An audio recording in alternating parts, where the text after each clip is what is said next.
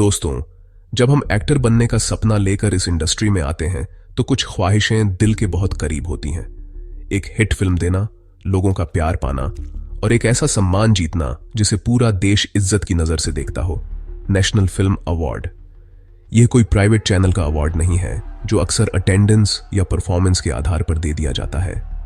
यह भारत सरकार की तरफ से मिलने वाला सबसे बड़ा सम्मान है जिसे राष्ट्रपति के हाथों से दिया जाता है। सालों तक इस अवार्ड का मतलब था कि आपने सिनेमा की दुनिया में कुछ वाकई में असाधारण काम किया है, कुछ ऐसा जो कला और क्राफ्ट की कसौटी पर खरा उतरा हो। यह एक ऐसी पहचान थी जो कमर्शियल सफलता से कहीं ऊपर थी। यह आर्ट की जीत थी। जब किसी फिल्म या कलाकार को यह सम्मान मिलता था तो पूरा देश उसे सिर आंखों पर बिठाता था। मनोज बाजपेयी जी को भोंसले के लिए या मुझे अंधाधुन के लिए जब यह पुरस्कार मिला तो लगा जैसे सालों की मेहनत सफल हो गई। यह सिर्फ एक ट्रॉफी नहीं बल्कि एक जिम्मेदारी का एहसास भी कराता है। यह बताता है कि आपका काम सिर्फ मनोरंजन तक सीमित नहीं है बल्कि वह समाज पर, कला पर और आने वाली पीढ़ियों पर एक गहरा असर छोड़ दिए रहा है। रीजनल सिनेमा से लेकर मेनस्ट्रीम तक यह अवार्ड हमेशा टैलेंट को एक मंच देता आया है जहां भाषा की कोई दीवार नहीं होती। यह एक ऐसा पैमाना था जिस पर हर कलाकार, डायरेक्टर और तकनीशियन खुद को मापना चाहता था। लेकिन कहते हैं ना, वक्त के साथ हर चीज बदलती है। हाल के कुछ सालों में इन प्रतिष्ठित पुरस्कारों पर भी सवालों के बादल मंडराने लगे हैं। अब जब विजेताओं की लिस्ट आती है तो बधाई संदेशों के साथ साथ विवाद और बहस भी शुरू हो जाती है। सोशल मीडिया पर लोग अपनी राय रखते हैं, एक्सपर्ट्स अपनी नाराजगी जाहिर करते हैं और कभी कभी तो इंडस्ट्री के लोग भी इस प्रक्रिया पर सवाल उठा देते हैं। जो सम्मान कभी सिनेमा की शुद्धता का प्रतीक माना जाता था, आज वह पक्षपात, राजनीति और लोकप्रियता की बहस में उलझ कर रह गया है। यह देखकर दुख होता है क्योंकि यह सिर्फ एक अवार्ड की साख का सवाल नहीं है। यह उस भरोसे का सवाल है जो करोड़ों दर्शक भारतीय सिनेमा पर करते हैं। पहले हम इन अवार्ड्स का बेसब्री से इंतजार करते थे, यह देखने के लिए कि इस साल देश के किस कोने से कौन सा हीरा खोज कर निकाला गया है, कौन सी ऐसी कहानी है जिसे हमें जरूर देखना चाहिए, किस एक्टर ने अपने किरदार में जान डाल दी है। यह एक खोज की तरह होता था जहां हमें बेहतरीन सिनेमा से रूबरू होने का मौका मिलता था। लेकिन अब घोषणा से पहले ही यह अनुमान लगाया जाने लगता है कि कौन सी फिल्म पॉलिटिकल नैरेटिव में फिट बैठती है या किस बड़े स्टार को खुश करने की कोशिश की जाएगी। यह बदलाव चिंताजनक है और हमें यह सोचने पर मजबूर करता है कि क्या हम एक अनमोल विरासत को खोते जा रहे हैं। इस साल यानी 71वें नेशनल फिल्म अवार्ड्स की घोषणा के बाद तो जैसे विवादों का एक तूफान ही आ गया। सबसे ज्यादा चर्चा हुई शाहरुख खान की जीत पर, जिन्हें जवान के लिए बेस्ट एक्टर का अवार्ड मिला। शाहरुख खान देश के सबसे बड़े सुपरस्टार्स में से एक हैं और उन्होंने अपने करियर में बेहतरीन परफॉर्मेंस दी है। लेकिन जवान जैसी एक मसाला एंटरटेनर फिल्म के लिए उन्हें नेशनल अवार्ड मिलना कई लोगों को हजम नहीं हुआ। सोशल मीडिया पर यह बहस छिड़ डट गई कि क्या यह अवार्ड फिल्म की कलात्मकता के लिए था या एक्टर की लोकप्रियता के लिए। इसी अवार्ड को विक्रांत मैसी के साथ 12वीं फेल के लिए शेयर किया गया, जो यकीनन एक शानदार फिल्म और परफॉर्मेंस थी। लेकिन इस फैसले ने मेनस्ट्रीम बनाम कंटेंट सिनेमा की बहस को और हवा दे दी। दूसरी तरफ एक ऐसी फिल्म थी जिसे लेकर लगभग हर कोई निश्चित था कि उसे अवार्ड्स जरूर मिलेंगे। मलयालम फिल्म आदु जीवितम यानी द गोट लाइफ। इस फिल्म के लिए एक्टर पृथ्वीराज सुकुमारन ने जो मेहनत की, जो शारीरिक बदलाव किए और जो अभिनय किया, उसकी तारीफ हर जगह हो रही थी। लेकिन हैरानी की बात यह थी कि इस फिल्म को एक भी अवार्ड नहीं मिला। फिल्म के डायरेक्टर ब्लेसी ने खुलेआम ज्यूरी पर पक्षपात का आरोप लगाया और कहा कि ज्यूरी के चेयरमैन ने खुद उन्हें फोन करके फिल्म की तारीफ की थी, लेकिन नतीजों में उसे पूरी तरह नजरअंदाज कर दिया गया। यह घटना उन लोगों के लिए एक बड़ा झटका थी जो मानते हैं कि नेशनल अवार्ड्स में कला को प्राथमिकता दी जाती है। इस विवाद में राजनीति का एंगल भी जुड़ गया जब द केरल स्टोरी जैसी फिल्म को 2 बड़े अवार्ड्स मिले। यह फिल्म रिलीज के समय से ही अपने विषय को लेकर विवादों में थी और कई लोगों ने इसे एक प्रोपेगेंडा फिल्म कहा था। जब इस फिल्म को राष्ट्रीय पुरस्कार से सम्मानित किया गया तो कई राजनेताओं और आलोचकों ने इसे सरकार का एजेंडा बढ़ाने वाला कदम बताया। केरल के मुख्यमंत्री ने भी इस फैसले की निंदा की। यह सवाल उठने लगा कि क्या अवार्ड्स अब फिल्मों के कलात्मक मूल्य पर दिए जा रहे हैं या उनके राजनीतिक संदेश पर।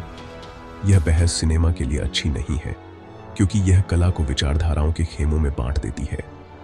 इन विवादों पर सिर्फ आम जनता ही नहीं, बल्कि इंडस्ट्री के लोग भी चुप नहीं रहे। बेस्ट सपोर्टिंग एक्ट्रेस का अवार्ड जीतने वाली सीनियर एक्ट्रेस उर्वशी ने भी ज्यूरी के फैसले पर सवाल उठाते हुए कहा कि उन्हें समझ नहीं आया कि शाहरुख खान को यह अवार्ड कैसे मिला। उनकी इस टिप्पणी ने इंडस्ट्री के अंदर की बेचैनी को उजागर कर दिया। जब जीतने वाले कलाकार ही प्रक्रिया पर संदेह करने लगे, तो यह समझना मुश्किल नहीं है कि कहीं ना कहीं कुछ तो गडेड ही बडेडीज है। यह सब देखकर ऐसा लगता है जैसे नेशनल अवार्ड्स की पूरी प्रक्रिया एक चौराहे पर खड्डे ढी है, जहां से आगे का रास्ता बहुत धुंधला नजर आ रहा है।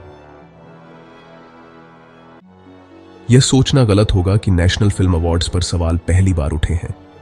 अगर हम इतिहास के पन्ने पलटें तो ऐसे कई मौके मिलेंगे जब ज्यूरी के फैसलों ने विवादों को जन्म दिया।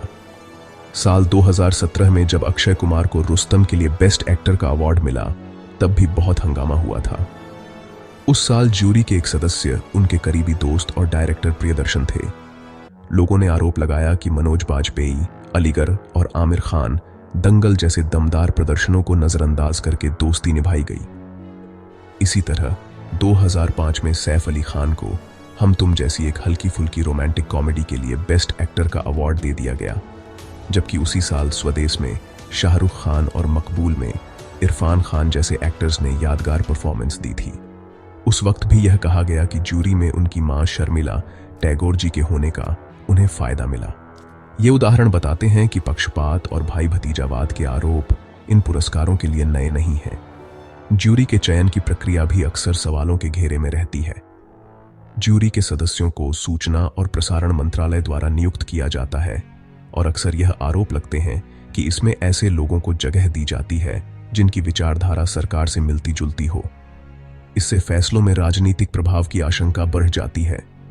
जब ज्यूरी में फिल्म इंडस्ट्री के ही लोग होते हैं, तो व्यक्तिगत संबंधों, दोस्ती दुश्मनी और कैंपबाजी का असर भी नतीजों पर पड़ सकता है, जिससे अवार्ड की निष्पक्षता पर गहरा दाग लगता है।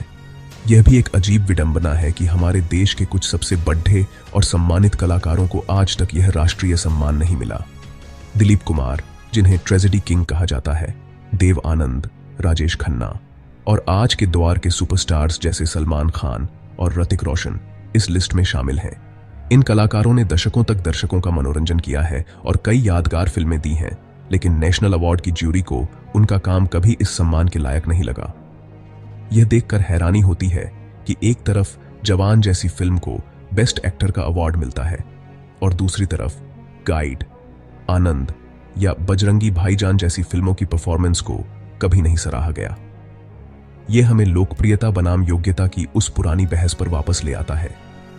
क्या नेशनल अवार्ड्स का मकसद देश के बेहतरीन सिनेमाई काम को सम्मानित करना है, या फिर पॉपुलर चेहरों को पुरस्कृत करके खुद को प्रासंगिक बनाए रखना है? हाल के कुछ फैसले, जैसे अल्लू अर्जुन को पुष्पा के लिए अवार्ड देना, इसी तरफ इशारा करते हैं। इसमें कोई शक नहीं कि वह एक बहुत बड़े स्टार हैं और उनकी परफॉर्मेंस को लोगों ने बहुत पसंद किया, लेकिन क्या यह उस साल की सर्वश्रेष्ठ एक्टिंग थी? यह सवाल आज हर सिनेमा प्रेमी के मन में है। जब योग्यता की जगह लोकप्रियता या अन्य फैक्टर हावी होने लगते हैं, तो अवार्ड का असली मकसद ही खत्म हो जाता है।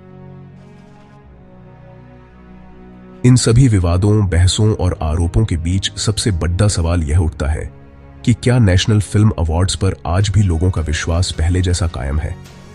एक समय था जब इस अवार्ड को भारतीय सिनेमा का ऑस्कर माना जाता था, एक ऐसा बेंचमार्क जिसे पाना हर किसी का सपना होता था।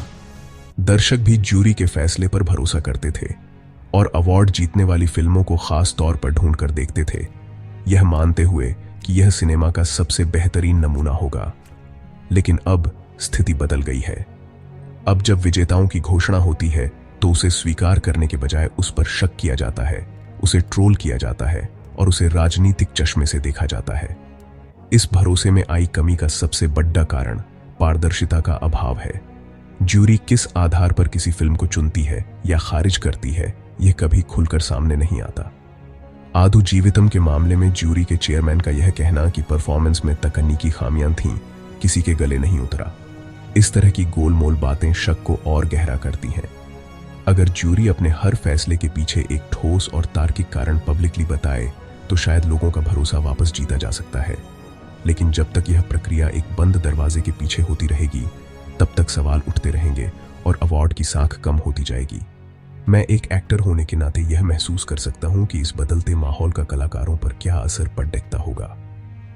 जो लोग सालों साल एक किरदार के लिए मेहनत करते हैं, अपनी कला को निखारते हैं, उनके लिए यह बहुत निराशाजनक होता है जब उन्हें लगता है कि उनके काम का मूल्यांकन सही तरीके से नहीं हो रहा है। यह सिर्फ एक अवार्ड हारने की बात नहीं है, यह उस सिस्टम में भरोसे के टूटने की बात है जिसे कला का संरक्षक माना जाता था। जब पुरस्कार योग्यता के बजाय किसी और कारण से दिए जाने लगे तो यह पूरी क्रिएटिव इंडस्ट्री के मनोबल को कमजोर करता है और कलाकारों को यह सोचने पर मजबूर करता है कि क्या वाकई अच्छी कला की कोई कीमत बची है। अंत में सवाल हम सबसे है, दर्शकों से, कलाकारों से और इस सिस्टम को चलाने वाले लोगों से। क्या हम नेशनल अवार्ड्स को सिर्फ एक और सालाना इवेंट बनकर रह जाने देंगे, या हम इसकी खोई हुई प्रतिष्ठा को वापस लाने की कोशिश करेंगे? यह तभी संभव है जब प्रक्रिया में पूरी तरह से पारदर्शिता लाई जाए, ज्यूरी का चयन निष्पक्ष हो और फैसलों का आधार सिर्फ और सिर्फ सिनेमाई उत्कृष्टता हो, न कि कोई और एजेंडा। जब तक ऐसा नहीं होता, तब तक हर साल की तरह यह सवाल पूछा जाता रहेगा, क्या यह सम्मान अब वाकई सम्मान के लायक है? इसका जवाब हम सबको मिलकर खोजना होगा।